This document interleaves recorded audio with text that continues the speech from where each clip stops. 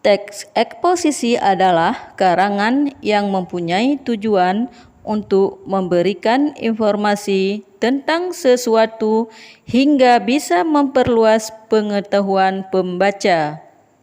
Langkah-langkah suatu teks eksposisi adalah menentukan topik, menentukan tujuan, mendapatkan data yang sesuai dengan topik, membuat kerangka karangan, mengembangkan kerangka karangan menjadi eksposisi. Berikut penjelasannya. Tunggu dulu. Sebelum saya melanjutkan, jangan lupa untuk berlangganan di channel ini, supaya kalian tidak ketinggalan video setiap kali saya upload video baru.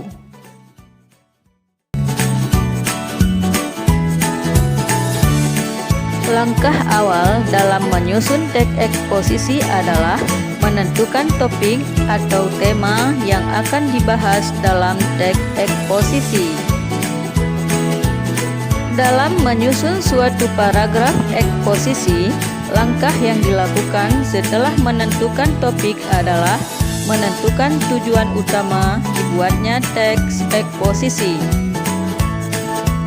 Tujuan eksposisi nantinya membantu menciptakan batasan permasalahan atau batasan topik, sehingga teks berfokus membahas suatu tujuan dengan jelas.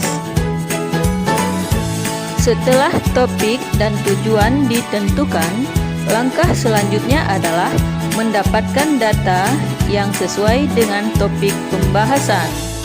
Data didapatkan dari berbagai metode seperti studi literatur, wawancara, juga pengisian angket. Yang jelas, data yang didapat harus sesuai dengan topik dan dapat menguraikan tujuan teks eksposisi dengan baik. Data yang didapat sifatnya harus objektif, faktual, dan juga aktual, sehingga bisa memberikan informasi yang baik bagi pembacanya.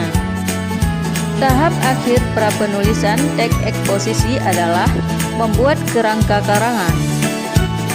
Rencana penulisan karangan dengan cara merangkai ide, gagasan, juga data yang didapat menjadi suatu alur teks, di mana suatu gagasan dengan gagasan lainnya saling berkesinambungan, dan data yang didapat juga menguatkan ide serta gagasan dengan runut dan tepat.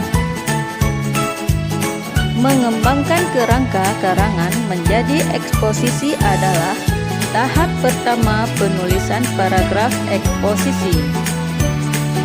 Engkosko Kasih dalam buku Dasar-Dasar Keterampilan Bersastra 2012 menjelaskan bahwa mengembangkan kerangka dilakukan dengan cara mengubah topik menjadi suatu kalimat yang jelas. Kalimat-kalimat ide tersebut kemudian dirangkai satu sama lain dengan menambahkan kalimat transisi ataupun kalimat lainnya agar menjadi suatu paragraf yang utuh. Goris Keref dalam buku Eksposisi dan Deskripsi 1981 menyebutkan ciri eksposisi yaitu menggunakan gaya bahasa yang bersifat informatif, sehingga teks eksposisi harus ditulis agar pembaca mendapatkan informasi dengan baik. Kalimat-kalimat gagasan disusun dengan alur yang logis, berkesinambungan, dan menggunakan kalimat yang lugas. Kalimat dalam teks eksposisi juga harus bersifat netral. Artinya, teks eksposisi tidak memihak suatu pihak, tidak memancing emosi, dan tidak menggiring persepsi pembacanya untuk memihak sesuatu.